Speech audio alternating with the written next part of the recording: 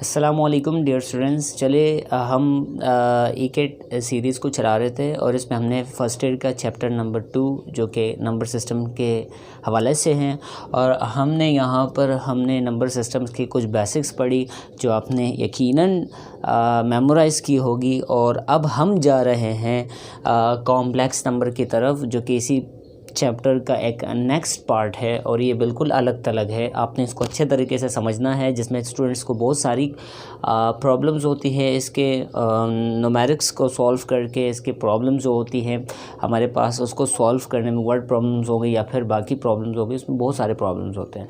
जबकि मसला ये होता है कि बेस वीक होती है। आपने अपनी बेसिक्स स्ट्रॉन्ग रखनी है, उसके बाद आपने इंशाल्लाह इसको ट्राई करना है। चलिए कॉम्प्लेक्स नंबर की तरफ। कॉम्प्लेक्स नंबर क्या है? कॉम्प्लेक्स नंबर हमारे पास दरअसल वो नंबर है जिसमें हमारे पास रियल पार्ट भी शामिल होता है, इमेजिनरी पार्ट भी शामिल होता है। आपसे डिस्कस कर चुका हूँ, जो मैंने चार्ट पढ़ाया था उसमें आपसे कहा था कि आपके पास जो कॉम्प्लेक्स नंबर है वो आपके पास क्या होता है, रियल और इमेजिनरी पार्ट्स के ऊपर होता है। आपके उस जो हमारे पास चार्ट था उसके एक तरफ इमेजिनरी पार्ट था, दूसरे पास रियल पार्ट था। रियल में फिर रेशनल आए थे, इरेशनल आए थे, वो चार्ट कंप्लीट मैं करवा चुका हूँ। हमने यहाँ पे कॉम्प्लेक्स नंबर को कैसे पढ़ना है? Combination of real part which is called x and combination of imaginary part which is called y.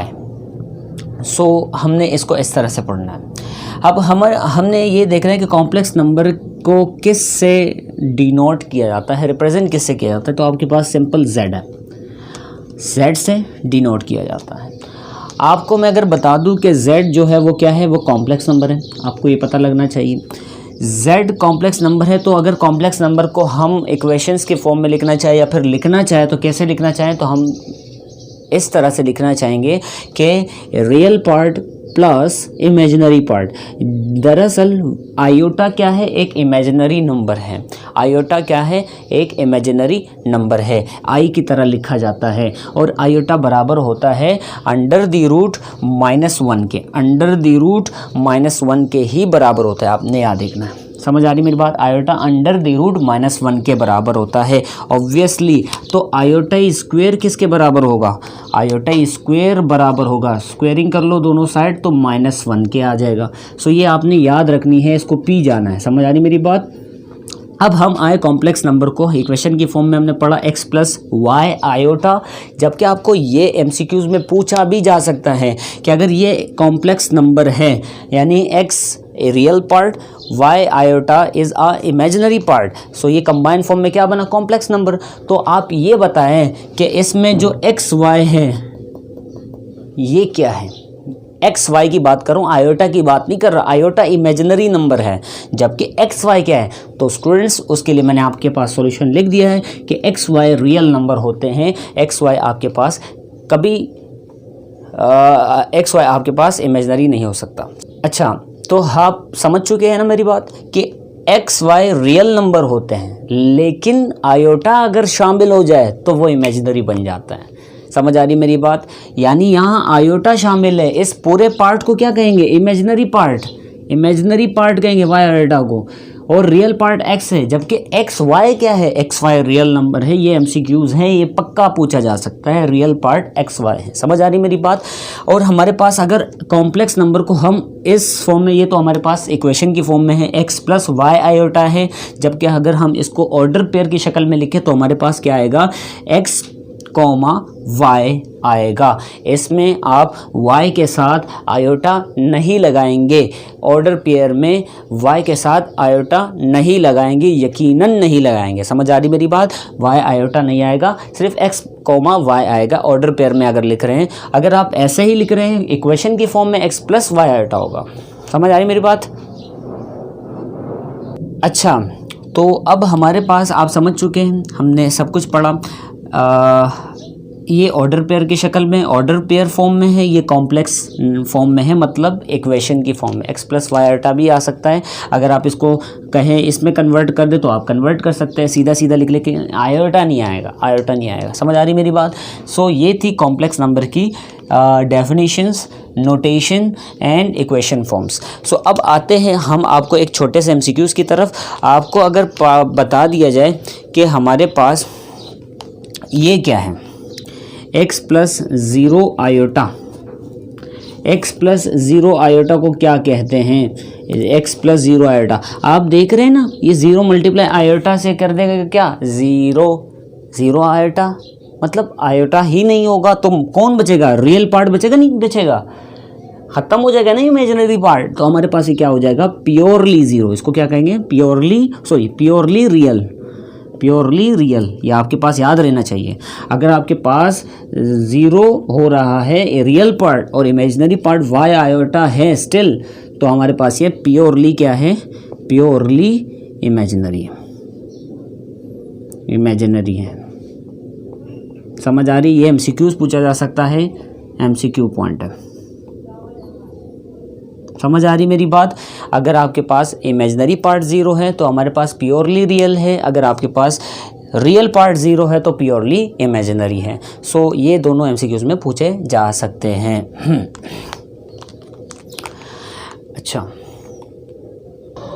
अच्छा, तो अब हम आते हैं कुछ मैथ्स के प्रॉब्लम्स की तरफ जो इस चैप्टर से रिलेट करते हैं, कॉम्प्लेक्स नंबर से। आपके पास बहुत ही आस्किंग क्वेश्चन है, ज़्यादा से ज़्यादा पूछे जाने वाले जो क्वेश्चन है वो आपके पास है आयोटा की पावर। क्या है वो? है आपके पास आयोटा की पावर। आयोटा की पावर कुछ भी दे सकता है। आयोटा की पावर आपको दे सकता है 100, तो आप बताओ आयोटा की पावर 100 क्या होगा? कैलकुलेट करते जाओ। आयोटा स्क्वायर -1 होता है, आयोटा क्यूब हमारे पास माइनस आयोटा होता है, आयोटा की पावर 4 1 होता है। सो आयोटा 100 दे दें तो अब गिनते चले जाओगे तो बहुत टाइम वेस्ट होगा। वहाँ पे आपके पास 1 मिनट भी नहीं होता एंट्री टेस्ट में आपके पास अगर देखा जाए तो। आप इसको कैसे करेंगे? सो इसको करने के लिए आपके पास दिमाग के साथ लॉजिक दोनों होने चाहिए। समझ आ रही मेरी बात? अब आते हैं हम इसको सीखते हैं कि आपके पास ये होता कैसे हैं।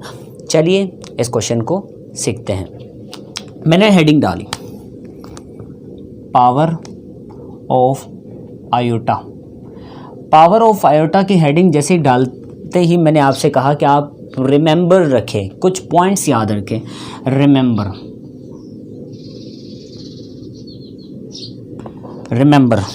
रिमेंबर क्या रखें?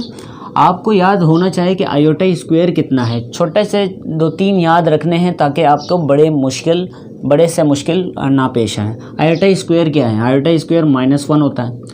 आपको मैं बताता चलूँ आयोटा की पावर क्यूब क्या है, तो माइनस आयोटा होगा। आयोटा की पावर 4 क्या है, तो आपके पास 1 होगा। समझ आ रही है मेरी बात? ये तीनों। अब एक और है आयोटा का इन्वर्स क्या होगा, तो हमारे पास माइनस आयोटा होगा। समझ आ रही पहली बात? पहले इनको प्रूफ करते हैं कि ये होता कैसे। ये तो आपको पता है कि हमारे पास ये कैसे आया, अभी डिस्कस किया मैंने। सबसे पहले हम इसको प्रूफ करते हैं कि आयोटा स्क्वायर किसके बराबर है। आयोटा स्क्वायर कैसे? हमने कहा आयोटा बराबर है √-1। आपसे पहले डिस्कस किया मैंने, ये इमेजिनरी नंबर है, इसका वैल्यू होता है √-1। दोनों तरफ स्क्वायरिंग करेंगे तो iota square is equal to -1। हमारे पास प्रूफ हो गया। ये पहला हमारे पास था। बारी बारी सबको करते हैं। हमने कहा हमारे पास आयोटा क्यूब किसके बराबर है। आयोटा क्यूब किसके बराबर है? आयोटा क्यूब के लिए आपको क्या करना है? आयोटा क्यूब के लिए आपको करना है हमारे पास आयोटा स्क्वायर को ब्रेक। आपको आयोटा स्क्वायर और आयोटा की पावर 1 में ब्रेक कर दी। ये क्यूब है ना, बेस सेम पावर एड, मैंने बेस सेम पावर एड वाला ब्रेक कर दिया। पावर 2 अलग कर दिया, 1 अलग कर दिया। ये 2 आपको पता है 2 किसके पावर 2 आयोटा की पावर 2 किसके बराबर है? -1। तो ये -1 मल्टीप्लाई आयोटा क्या आया? माइनस आयोटा आया, नहीं आया? सो मीन्स आयोटा का क्यूब किसके बराबर है? माइनस आयोटा के। आपको मैं बता चुका हूँ। समझ आ रही मेरी बात? अब तीसरे की बारी है, आयोटा की पावर 4। आयोटा की पावर 4 किसके बराबर है? आयोटा की पावर 4 अगर आप करने चलें तो आयोटा स्क्वायर और आयोटा स्क्वायर में ब्रेक कर दें। Base same power 8, base same power 8, दोबारा ऐड कर दो 4 बन जाएगा। आपने आयोटा की पावर 2 को अभी पढ़ा कि -1 होता है मल्टीप्लाई, ये डॉट का मतलब मल्टीप्लाई, ये पॉइंट नहीं, ये मल्टीप्लाई, मल्टीप्लाई आयोटा की पावर स्क्वायर मतलब है -1। तो माइनस माइनस क्या हो जाएगा, ये भी -1, ये भी -1, माइनस माइनस प्लस 1 1 जा 1, तो 1 होगा। आयोटा की पावर 4 कितना होगा, 1 होगा। ये आपको क्लियर कर दी। अब आते हैं आयोटा की पावर -1, ये माइनस आयोटा के बराबर कैसे होगा, सो इसको भी सीखते हैं। ये हमारे पास बराबर इस तरह से होगा कि आपको अगर आयोटा की पावर इन्वर्स है, मैं इस पार्ट को देखूं, सॉरी ये तो मुझे पता ही नहीं कि क्या आएगा, लेकिन इसको प्रूफ करना है। आयोटा का इन्वर्स है, इसको मैं यूँ भी तो लिख सकता हूँ, 1 आयोटा लिख सकता हूँ। मैंने multiply and divide by iota conjugate किया, जैसे मैंने ये किया तो ये सामने से मल्टीप्लाई होगा, आयोटा बन जाएगा, नीचे आयोटा स्क्वायर हो जाएगा। आपको पता है आयोटा ऊपर है, -1 हो जाएगा, आयोटा स्क्वायर किसके बराबर, -1, तो ऊपर माइनस साइन आ जाएगा, माइनस का आयोटा। आपको ये पता लगा कि आयोटा इन्वर्स किसके बराबर है, माइनस आयोटा के बराबर है। तो इस तरह से ये प्रूफ होता है। समझ आ रही मेरी बात? अब आगे चलते हैं। अच्छा, तो अब हमने ये जो बेसिक्स थे इसको हमने प्रूव किया कि ये क्या आते हैं। समझ आ रही मेरी बात? अब इनको हमने देखकर बाकी बड़े बड़े प्रॉब्लम्स को सॉल्व करना है सब। जैसे कि आयोटा की पावर 1000 कितना होता है, अब सोचो, आप तो ये 2 3 4 पढ़ चुके हो, तो 1000 कैसे फाइंड करोगे? तो आप कर सकते हैं, you can do, I guarantee it, can do. लेकिन उसकी एक लॉजिक होगी, आप उस लॉजिक को अगर अपनाएंगे तो आप कर पाएंगे, वरना अदरवाइज आप निकालते जाएं, बार बार चलते जाएं 2-3 सफ़े बढ़ जाएंगे, इकेट का टाइम वाइंड अप हो जाएगा, आप बस 1000 तक निकालते जाएं। मुश्किल है, लेकिन आपको नामुमकिन नहीं। अच्छा, तो अब हम जो है इसको करने चलते हैं, इसके बाकी प्रॉब्लम्स को। अगर आपके पास आ जाए आयोटा की पावर 8, आप इसको कर सकते हैं? Yes, you can do. So कैसे करेंगे? आप इसको डायरेक्ट कर लें कि अगर मैं एक तरीका बताता हूँ जो कि आप सब कर पाएंगे, फिर बाद में एक दूसरा तरीका भी बताऊंगा। अब जो है पहले यही तरीका बेहतर है, चले करते हैं। आप डिवाइड का साइन इस्तेमाल करेंगे। आप जो पावर दिए उसको अंदर रखें, अब इसको 4 से डिवाइड करेंगे। किससे डिवाइड करेंगे? 4 से डिवाइड करेंगे। 4 2 जा 8, रिमाइंडर कितना बचा? 0। This is called remainder. Remainder कितना बचा? 0। सो मीन्स अगर आयोटा की पावर 0 हो जाए, रिमाइंडर लाओ और आयोटा की पावर बना के रख दो। आयोटा की पावर जैसे रिमाइंडर हो जाएगी उसको फिर आसानी से सॉल्व कर देना। रिमाइंडर कितना आ रहा है? 0। जिसकी भी पावर 0 हो जाए तो वो हमेशा 1 के बराबर होगा। समझ आ रही मेरी बात? वो हमेशा 1 के बराबर होता है। सो आयोटा की पावर 8 का क्या आंसर आया? 1। मैं डायरेक्ट लिख लूँगा 1। चले आप दूसरा करते हैं। आपको मैं बता दूँ कि अगर आयोटा की पावर 12 हो जाए तो उसका क्या होगा? तो आप डायरेक्टली यहाँ पे गए, 12 रखा अंदर और अब 4 से डिवाइड करने लगे। 4 3 जा 12, ये भी 0 आ रहा है, मीन्स आयोटा की पावर 0 मीन्स 1। तो आयोटा की पावर 12 भी किसके बराबर? 1। समझ आ रही मेरी बात? क्लियर है? अब आते हैं ज़रा इससे मुश्किल की तरफ। आयोटा की पावर 34 कितना होगा? चलो करते हैं। आयोटा की पावर 34 34। अब हमने 4 से डिवाइड किया, 4 8 जा 32, रिमाइंडर कितना बचा? 2 रिमाइंडर है। अब इस रिमाइंडर को ले आओ, आयोटा की पावर बना दो 2। आयोटा की पावर 2 कितना है? आपको पता है -1, सो -1। इसका भी -1 आएगा। मतलब ये फाइंड करने का तरीका है। डिवाइड करो, रिमाइंडर उठाओ, आयोटा की पावर बनाओ, उसको इनमें से कई तलाश करो। समझ आ रही? अच्छा, तो अब हमने ये कर लिए, ये छोटे मोटे थे, सही है। इसी तरह से करना है, डिवाइड करना है, रिमाइंडर उठाना है, आयोटा का पावर बनाना है और इसमें से तलाश करना है किसके बराबर है। समझ आ रही मेरी बात? इनकी है, डिवाइड आना है और ये आने हैं, बस बाकी आपके फिंगरप्रिंट पे। आप 1 मिनट से भी पहले ही कर लेंगे, 10 सेकंड में ही आप कर लेंगे। सो ये मुश्किल बात नहीं। अब हम आते हैं थोड़े से मुश्किल की तरफ। जैसे कि एक पास पेपर में क्वेश्चंस आया था, अगर आपके पास आयोटा हो जाए 158 तो ये किसके बराबर है? आपने क्या किया, वही हमारे पास आपने इसको डिवाइड के सिंबल में रखा 158, 4 से डिवाइड किया। 4 कितना पड़े कि हमारे पास 58 आ जाए, तो हमने 4 3 12 और ये हो जाएगा 18, नीचे माइनस हो जाएगा, माइनस करके 18 आएगा, 18 आएगा नीचे, नहीं सॉरी 38 आएगा, सॉरी 38 आएगा, सही है। 5 में से 2 जाएंगे, 3 आएंगे, 8 आएगा।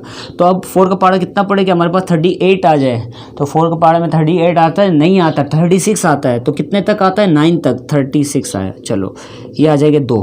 अब ये क्या है, 2 जो आखिर में बचेगा वो रिमाइंडर है। अब इसके बाद आप इस तक नहीं पढ़ सकते, इसके बाद डेसिमल शुरू हो जाएगा, इसके बाद पॉइंट लग जाएगा। डेसिमल थोड़ी चाहिए, हमें रिमाइंडर चाहिए। रिमाइंडर 2 आ रहा है, आयोटा का 2 रखो, आयोटा की पावर 2 रखो। 2 किसके बराबर, -1, तो ये भी किसके बराबर है, -1 के। क्लियर है। फिर से एक और एग्जाम्पल, अगर आपके पास है आयोटा की पावर 256, आयोटा की पावर 256, इसको क्या करेंगे, इसका क्या आएगा आंसर। आप इसको सिंपल लें, 256 को लें और ये 4 है, 4 6 24, 1 आएगा, 6 आएगा, 4 4 16, 0, रिमाइंडर क्या बचा, 0। आयोटा की पावर 0 कितना होगा, 1।